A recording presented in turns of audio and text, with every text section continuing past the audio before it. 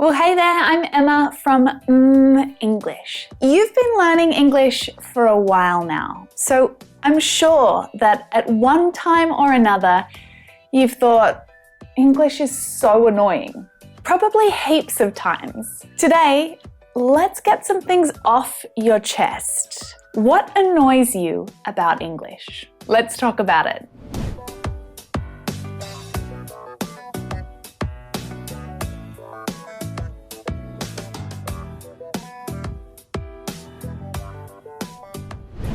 English is annoying. There are complicated rules, and then there's no rules.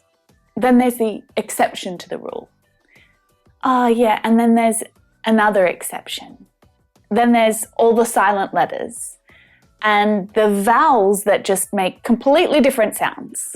Yes, English is important. It's the language of the internet, of business. It's spoken around the world, but it's not universal. There isn't just one type of English, right?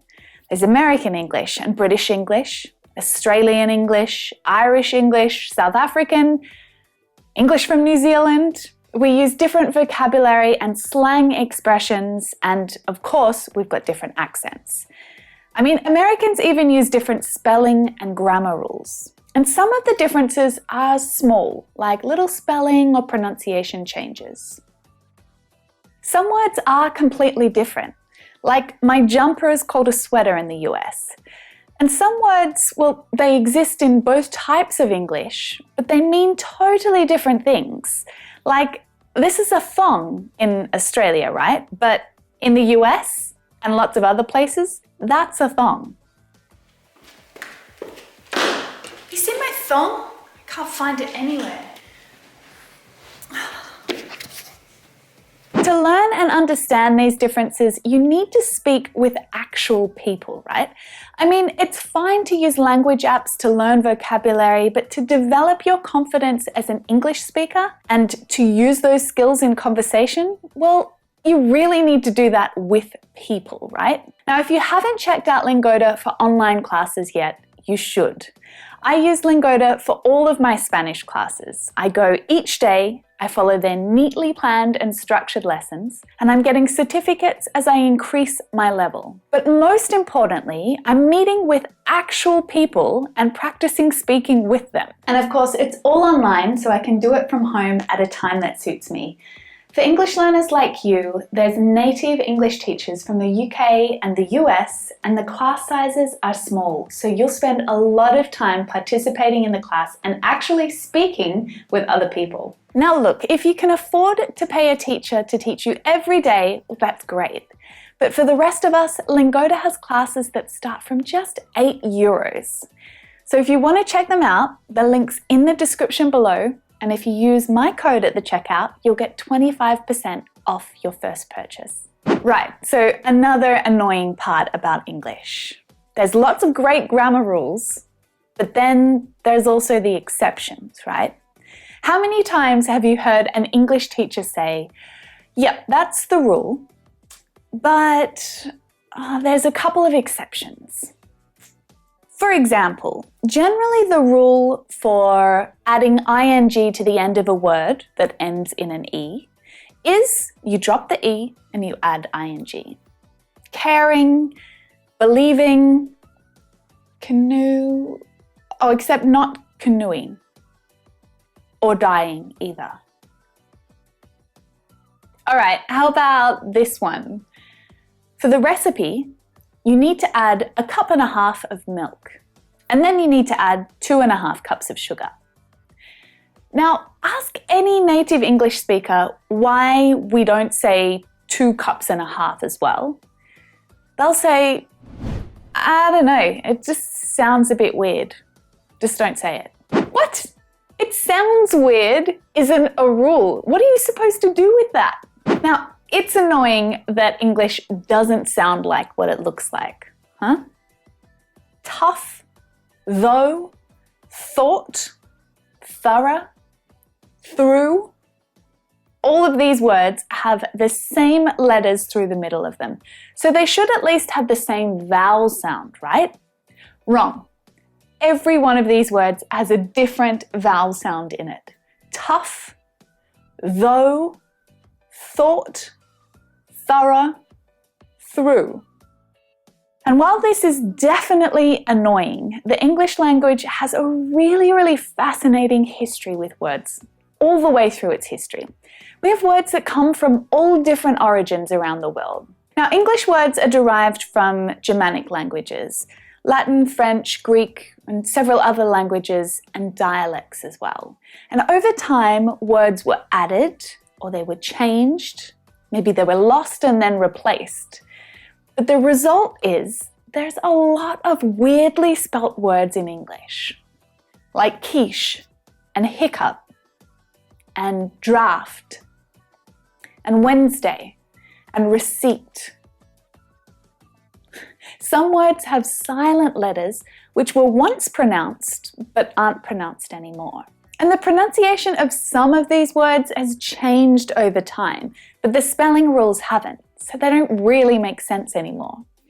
And other words have been taken from other languages, like cappuccino from Italian or champagne from French, and the spelling hasn't changed to reflect the English pronunciation. In fact, the whole reason why there are two English spelling standards, British English and American English, is because the Americans eventually decided to simplify the spelling of English words to try and make English spelling a little less complicated. So you can thank Noah Webster for that. Now, if spelling and pronunciation weren't frustrating enough already, then there's homonyms, a whole class of words which sound the same, maybe they look the same, but actually they're completely different words. And it's only the context of the sentence and sometimes the spelling are the only way that you'll know which word is being used. Like when I say to, you don't actually know if I'm saying to, or to, right? You have to listen to the context to understand the meaning or see the word written. So English spelling is definitely annoying. Well, we can agree that it helps to keep life interesting, don't you think?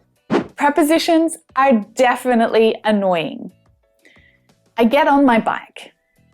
I get into my bed. She's on the bus. She's in the car. We hop off the bus. We get out of the car. English prepositions are really annoying. One preposition could have several different meanings depending on the context. And the rules are not always very clear.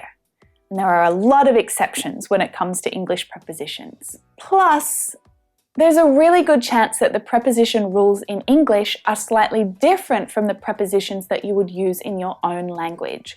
So often they don't just simply translate between languages, right?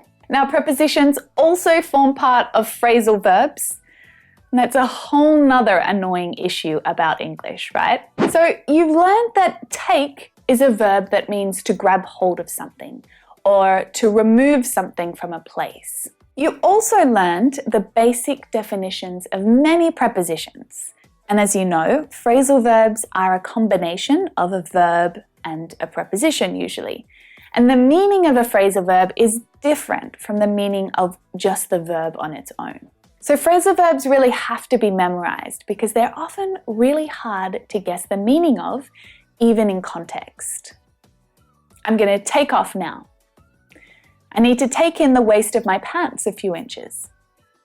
Well, you can't take off the waist of your pants. You can take off your pants. And you can take up the hem of your pants. But you can't take up your pants. You have to pull them up, right? So sometimes a single phrasal verb can have more than one meaning as well, which makes them even more annoying. So let's just move on for now. If you want to check out my playlist on phrasal verbs, it's right here. Full of them. Go nuts. I'm exhausted now, but there are so many more reasons why English is annoying. Can you think of any yourself? Formality is not clear in English. We don't use specific pronouns to show formality. We use certain phrases and grammatical structures to show formality. You've got to learn them separately. Syllable stress is also annoying. the same exact letters can be pronounced in a completely different way, like minute and minute, very, very small. So at this point, you really want to just like strangle English, right? Or strangle your English teacher. Okay, enough moaning now. We've vented, right? We've got our frustration off our chests. And it's phenomenally impressive to think just how much of the English language you've already learnt. Yes, there's always going to be room for improvement, but the task is a challenging one, and you are making progress. Now I want to know, what do you love about learning English? I want to hear about that in the comments too. I want to hear how much you love learning English. And if there are any English teachers, I'd love to hear from you as well. Are there some questions that you get from your students which just completely stump you? Or are there topics that you absolutely hate teaching because they just don't really make much sense and they're really frustrating for your students? I'm looking forward to reading some of those comments. So right now, I'm going to head over into this lesson here to remind myself how much I love English. Are you coming?